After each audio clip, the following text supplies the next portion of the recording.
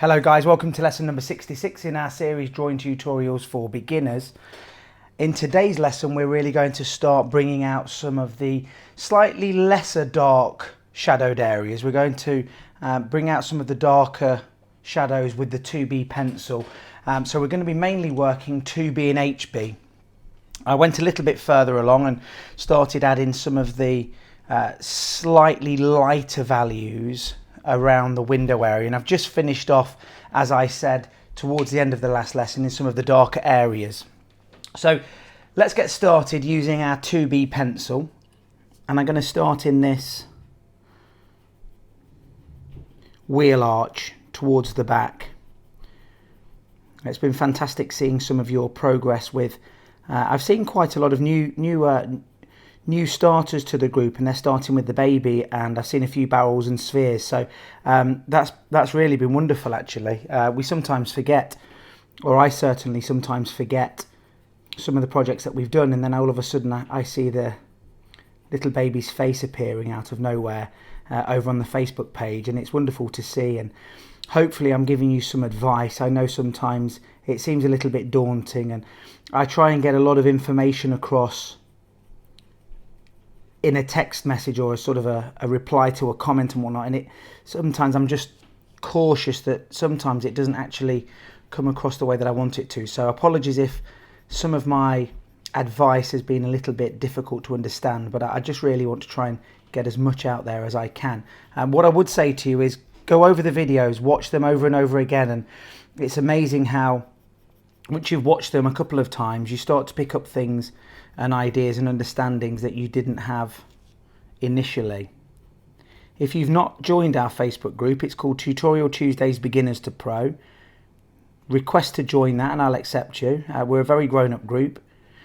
Subscribe to the channel. That means that you'll always get new videos when they're released. You'll always be notified of when I drop a new video. I am doing 2 a week at the moment in our series. I'm trying to do Tuesdays and weekends, mainly Saturdays.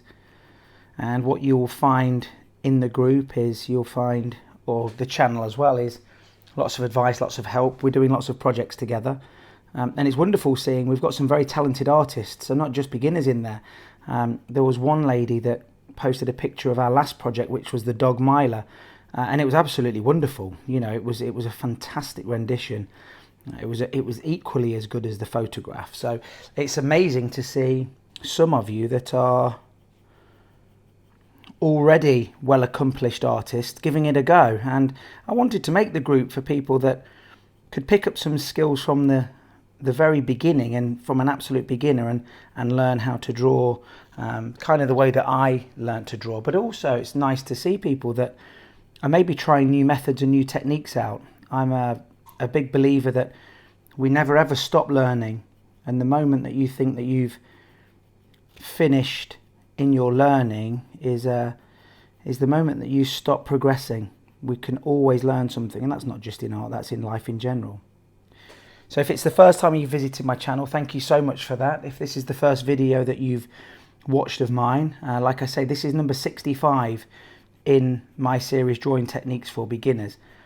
I've done well over 200 videos now. So what I would say to you is, if you have something that you would like me to cover, it might be something that you'd like to learn how to draw, I really would suggest just go and have a look through my library on the YouTube channel. Like I say, I've done over 250, I think it's over 260 videos now. And I've covered things like perspective drawings.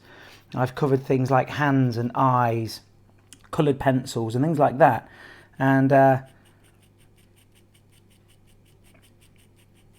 had quite a few messages from people saying, oh, you know, it'd be fantastic if you could, you know, do a tutorial on X or Y or whatever it may be.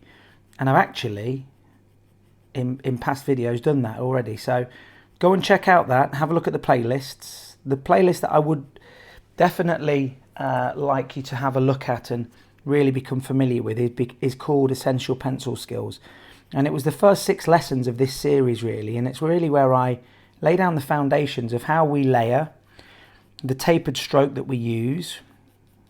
Although this video, as you're watching it now, may look as though I am scribbling. So I'm using an up and down motion. I'm not actually doing that. What I'm doing is I'm pulling the pencil towards me, lifting the pencil off the paper and then starting again. So what I'm using is always a downward motion, a downward stroke. And I'm turning the paper so that these lines that we're creating are crisscrossing, and that gives us a very even and a very smooth value.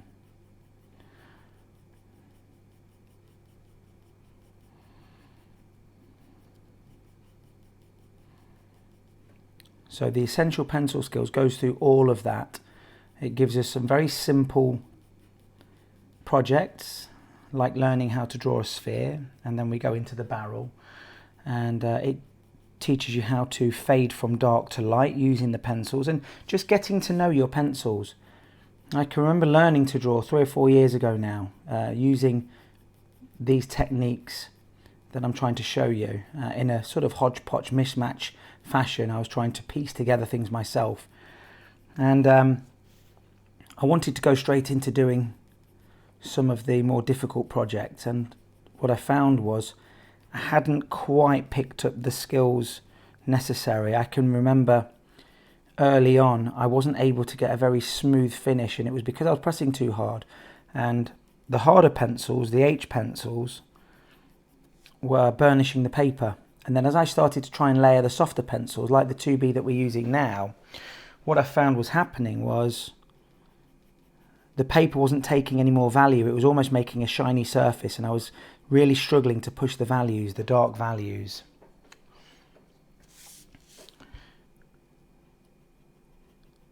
I went over some of the basics again once I was, I thought, oh, I've got to go back to the drawing board here because I'm doing something wrong. And what I figured out was it was the pressure that I was using. So I was pressing too hard, and I wasn't allowing the value to build up gradually. Now I'm using the 2B pencil here, and it would be very, very easy for me to press on extremely hard and I'd get some very, very dark value straight away. But what that does is that gives me a very uneven value, and it doesn't allow me then to take away any of the graphite with the erasers later on, which is an essential part of the drawing.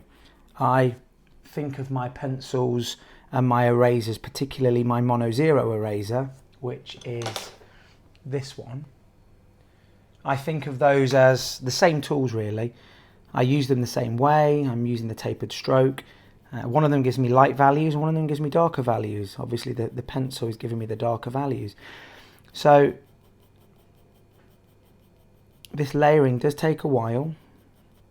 The understanding of building up the values rather than just ploughing in and going as dark as we can. And I've mentioned this before in a lot of my videos. What we try and do is we try and protect the tooth of the paper. I use something called Strathmore Bristol Smooth, and it was actually a really, really interesting moment for me. When I first started drawing, I was just using whatever paper I could get to hand, and obviously, the only real drawing that I'd ever done before was at schools and things like that, and I just used the copy paper, the paper that you use to print on, and it's very thin and flexible and flimsy, and there's not a lot to it.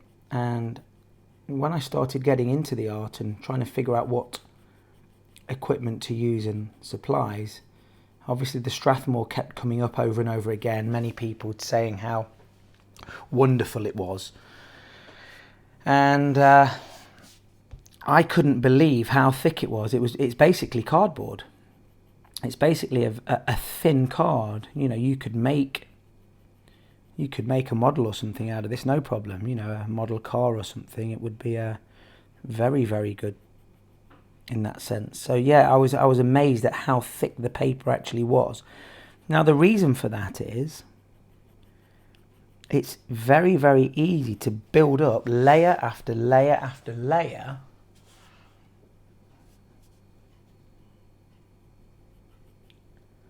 of value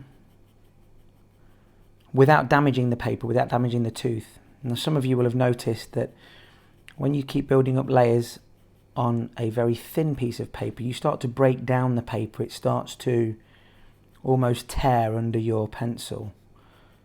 it also makes erasing very, very difficult because you have to push on very hard. That then creates this sort of friction between the eraser and the paper, and again it just starts to break the paper down.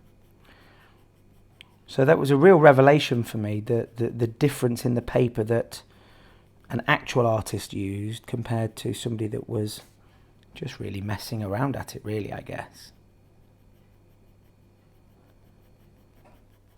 Now I'm sure there are many different versions of paper that you've used or you've tried. Let me know what paper you use down in the comments below. Are you a fan of the Strathmore paper? Or are you a Arches hot press type person? I do hear that bandied around quite a lot on various Facebook groups. I'm just trying to get a nice coverage now in these darkest areas with this 2B pencil, and then I'm just going to go in with the HB pencil into sort of the next level down of value. So I'm going to find the values in the reference image. So I'm working in these very dark areas at the moment, and then I'm going to go into this next level down. So we've got a lot of this next level down. It does build up or make up the bulk of our image. And I'm going to start with the HB in that. Now, in these very dark areas, we're going to potentially go up one more value of pencil. I might go up to a 4B or a 6B in it. And then I'm going to use the Prismacolor. Let me show you it. It's sorry, it's not a Prismacolor. What am I talking about? It's a Polychromos. It's a Faber-Castell Polychromos black Schwartz. It's number 9201199, and you can get those from Amazon. It's a lovely pencil. It was one that I got mainly for trying to do hair and whiskers and fur and things like that, really. It was obviously recommended on various different art groups and things like that, and it just holds a point very well. But then when I started to blend it and use it with a graphite pencil towards the end, so I'm building a base value up, I'm filling the tooth of the paper with the initial layers. So I've used HB and I'm using 2B now in these areas. It gives you a very, very smooth coverage, and it sits lovely on top of the graphite, and also allows me to layer on top of it again with some more graphite. If I don't feel that I've got quite the rich saturated value after I've added a layer of the coloured pencil, what I do is I can go over it again with one of the harder pencils, maybe the HB or the 2B, and it just allows that layering. And I guess it's a combination of the pencils, the paper that I was just mentioning, and also the quality of the coloured pencil. They're fantastic. I mean, they're rather expensive if you ask me for a pencil. I think you're talking £2 or £3, maybe even £4 per pencil, but I'm using it sporadically. I'm not using it in huge patches. So, I mean, I've had that for quite a while. It is very important that you do have a selection of art supplies. I know it's not necessarily the cheapest of hobbies to take up, but it's certainly not the most expensive. You know, I know people that take up golf and skiing, and I've got a couple of friends that are quite into remote control vehicles, helicopters, planes, boats, cars, and that's a very expensive hobby.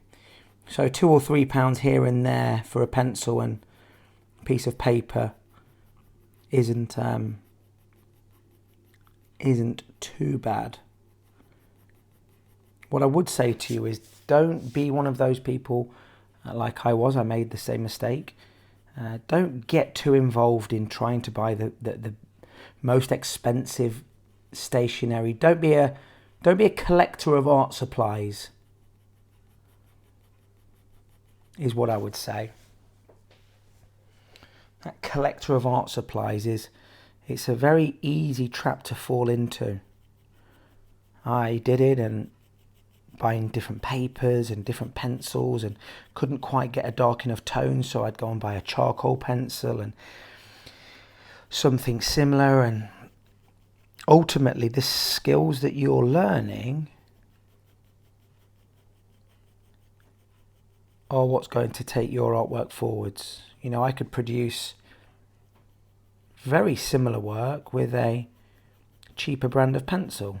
I use Caran D'ache grafwood. I've been using these for at least 2.5 years now, possibly 3 years. And I've settled on them. Now, I tried various different brands, and the main difference that I've found between the brands of pencils are how soft they are. So I think that these Caran D'ache grafwood pencils are very soft. And what I mean by soft is the HB in a grafwood is possibly equivalent to a 2B in a Faber-Castell. I've got the Faber-Castell 9000 series. So you just have to be aware of that. So if I was going to do my next project with the Faber-Castells, the area that I'm working now with the 2B, I would need to go up to a 4B in that. So I'm just one grade up, and that's why it's important that we don't chop and change. And 1 week we're using one brand, 1 week we're using another. Find a brand that you're comfortable with, and then just crack on with that. You start to learn the intricacies of it and how it lays down, how it moves around with the brush. You know, what pencils are best for doing a background if you're going to use a soft tissue paper to just move the graphite around, etc.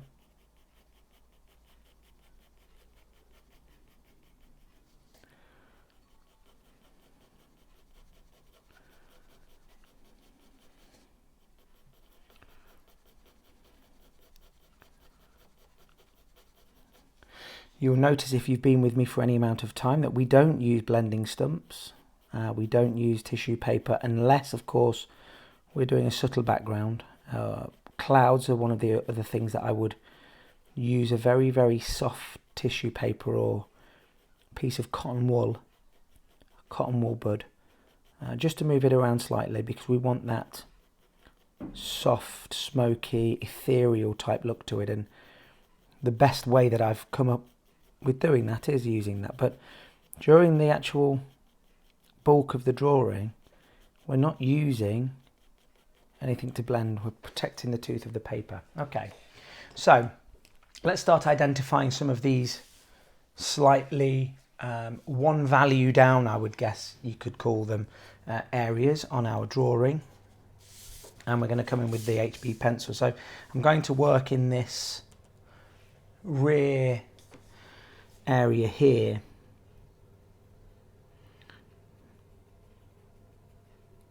I've sharpened my HB pencil here beforehand, so I'm just being very careful. I don't love it when the pencils have just been sharpened. They're very easy to damage the tooth of the paper, so I'm being very, very gentle and delicate. Now, what I'm doing here is there is a darker edge of this shadowed area, this reflection here. So the lightest edge is right up along the wheel arch, going towards the wheel. So I'm starting towards the opposite side of that on this leading edge of the shadow, and then I'm just working away from it because I want to leave that slightly lighter. I'm guessing how the light's catching it. It's making that slightly reflective. And it's these little details that, when I first started drawing, they were a million miles away from my thought processes. You know, it was taking all of my cognitive abilities to try and keep the strokes close together and try and remember what pencil I'm using and where the light source is coming from. But like anything, as you practice more and become more efficient at it, you then allow your brain to focus on different areas. I guess it's very similar to driving. Those of you that drive a car, if you cast your mind back to the first driving lesson that you had, I mean, I can remember, maybe I can't remember the exact first lesson, but I can certainly remember times in the first few lessons, and it felt like an impossibility that I was ever going to be able to concentrate on all of those different aspects the mirrors, the signalling, the steering, the gear changes, that it felt as though I was concentrating so much on all of that it would become almost impossible for me to ever be able to focus on what other road users were doing. But sure as the night follows the day, it got to a stage where not only can I focus on what's going on around me, I can change the radio station, I can tell the kids off in the back when they're being naughty and things like that, all whilst still being able to steer and change directions and use the indicators and signal and blah blah blah. And that's exactly the same as when we're learning to draw. It feels daunting to start with. We're just struggling so much to control the pencil and control the pressure and try and keep these tapered strokes close together, that your mind is so consumed with that you forget these little things like trying to figure out the light direction and trying to find areas within a dark zone that are the slightly darker areas of that, and also the lighter areas. Where's the lightest zone within a light area? Because nothing is completely flat. Take a look at anything that we have in real life. Even if you look at a piece of flat paper, there are slight differences. So this paper's, it's fairly flat, but we've got, different values because the light's hitting it differently or something's obscuring the way. And it's those subtle changes. Once you've mastered the basics, it's those subtle changes that are absolutely critical. But you will get there. I guarantee you'll get there. This isn't a quick fix. I'm a huge proponent for the idea of something called the 10,000 hours principle.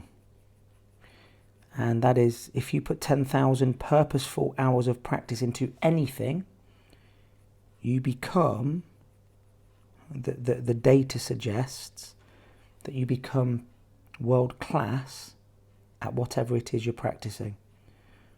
Whether that's the piano, art, tennis player, rugby player, motocross rider.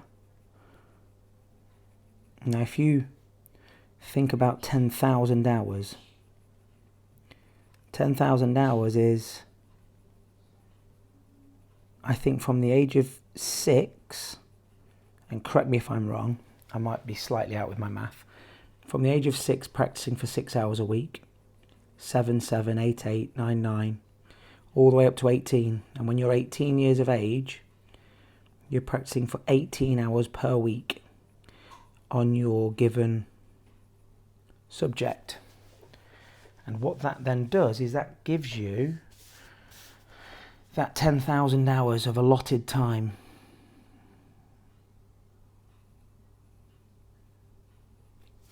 Now, if you think about how many hours you've already put into your artwork, well, I can tell you something for sure. I'm nowhere near 10,000 hours, and I practiced every day.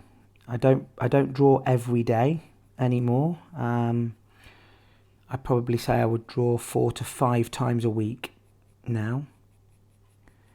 But in the early days, I absolutely used to draw every single day. It would vary between, I would say it would vary between 2 and 5 hours. I would stay up very late in the evening. I just stopped talking then because I didn't want to lose where I was with some of these reflections. I'm hoping that when you guys are practicing this and you're giving this a go, you're not talking. I'm having to, and it goes back to really what I was just talking about 5 minutes ago, that I've actually become comfortable with my technique and my stroke and understanding that I can actually sit here and babble on to you guys. Now, that was something that I never thought in a million years would occur when I first started out. It was taking all of my, like I say, all of my brain power, all of my bandwidth, just trying to keep the stroke smooth and tapered and not scribble and not damage the tooth of the paper. But now I would say that I'm getting quite proficient in my stroke and my understanding of where I am. But every now and then as I'm talking to you, I just need to focus, and I just stopped talking and I've not disappeared, but it's what it's showing you is I'm doing this in real time. I'm not doing a voiceover. I've tried doing the voiceovers before and it doesn't seem as organic. It doesn't seem as, it seems a little bit more forced and robotic. So when I'm trying to get across the thought processes that are going through my head, I find it much easier and much more tangible when I'm babbling on randomly. I'm happy with that area. So you can see now that we are working in these, it's sort of that next level down of value. So we've got this area and this area here. I'm going to work in this area now, because what's quite nice about this drawing is we've got sections, we've got panels of the car, and we can kind of keep it rather confined to certain areas, and it's not quite painting by numbers, but it's easy enough to see where we are and not get lost.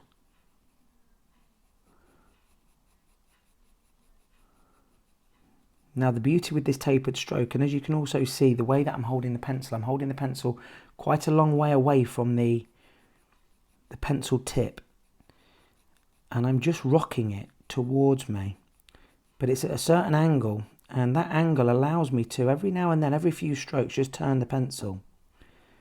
And what that does is it keeps my pencil tip sharp. So we've been using this HB pencil now for quite a while, maybe 10 minutes, let's say. I don't know, I've not looked at the time on the video, but let's just say it's 10 minutes, and I haven't had to sharpen the pencil once. Now that's a combination of things really. It's because I'm using very, very light pressure, and it's because I'm using the angle that we just spoke about to self-sharpen the pencil.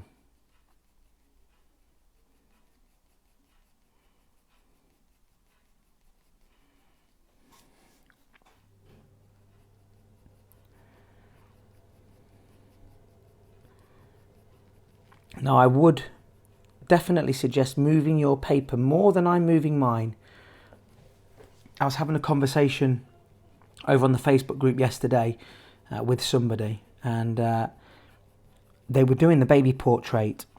Forgive me, I can't remember the name to hand. If I had planned this video out better, I would have known that I was going to talk about this, but it just takes us where we go. So that's why I'm unsure exactly who it was, but I was trying to get across to them that some of their pencil strokes were obviously all going in the same direction, and the best way to create a smooth value is to keep moving the paper so that your lines are not always following the same line.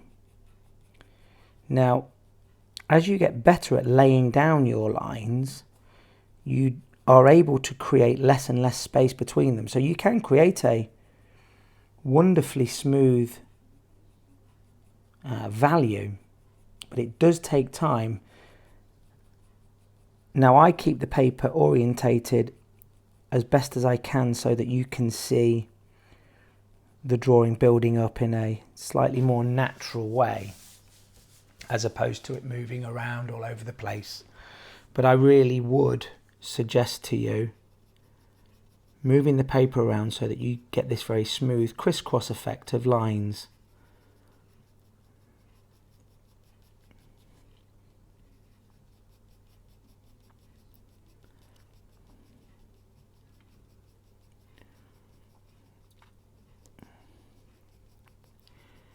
So we're very close to Christmas now. It's very close. Have you all got plans for Christmas? I guess I can remember Christmas is past that. It gave me a lot of time to practice the drawing. I remember staying up rather late and practicing the drawing and having a bit of time in the day, which ordinarily I wouldn't necessarily have. So I always see Christmas as a time to really get into some projects and some work. I've just finished a couple of commissions. I've just finished, after many months, the aeroplane, my Tornado fighter jet. So I'm handing that over to the proud owner at the end of this week. Sunday, I think it is. And some of you will have seen the video, or it wasn't a video, was it? It was a photograph that I took of doing a portrait for somebody of their mother-in-law that passed, along with a young girl. So that's been a nice piece to work on. But yeah, the Christmas period is always a lovely time to get some new supplies and have a go at maybe something new.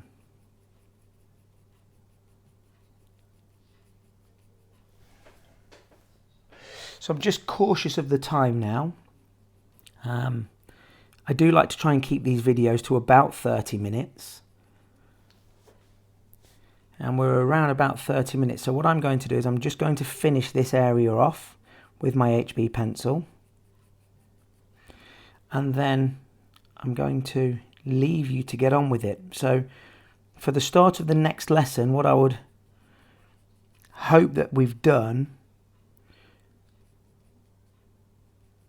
is we've identified these next level down in values from their darkest areas. So we've identified the very dark areas, those shadows, the holes, the wheel arches. And we're now sort of looking at the level 2 values, and we're starting to fill those out with the HB pencil. So by the time we get to next lesson, now this might take me another, what have we got here? We've got, we've possibly got another, all of this area here, this area, these dark areas here, most of this wing mirror, definitely some of this, around this wheel arch. We're going to have most of this drawing filled in one way or another. There's going to be a good coverage of value for the start of the next lesson. And then what we will start to do in the next lesson is we'll start to define some of the highlighted areas, because as we're developing the values, we're going to be getting graphite into the lighter area. So we're going to take away some of the shiny areas, the very reflective areas with our erasers. We're going to then start to develop those darker tones. We do need to get these up to a dark value as soon as we can, because then that allows us to bring the value up in the rest of the areas progressively and smoothly. So I'm just finishing off these areas around the rear end of our machine. I'm still not 100% certain whether this is a Ferrari or a Lamborghini. I'm going for Lamborghini. But if anybody out there, if we've got any supercar enthusiasts, let me know what your thoughts are. I'm sure it's a Lamborghini. Well, I'm not sure. Obviously, I'm not sure. Else I'd say I'm sure. But yeah, that's been that's another half an hour, and we've barely done anything. I did tell you that this technique that we use does take a little bit longer, but I'm sure that we're going to get to a stage where the finished drawing is going to look wonderful. So thanks so much once again for watching the video, drawing along with me, supporting the channel. It's been a blast drawing with you. I'll see you in the next video. Don't forget to post any of your progress shots over on the Facebook group. That's called Tutorial Tuesdays Beginners to Pro. Don't forget to subscribe, hit the like button, and I'll see you in the next video. Hit subscribe, smack the notifications button, follow me on Facebook, Instagram and Twitter.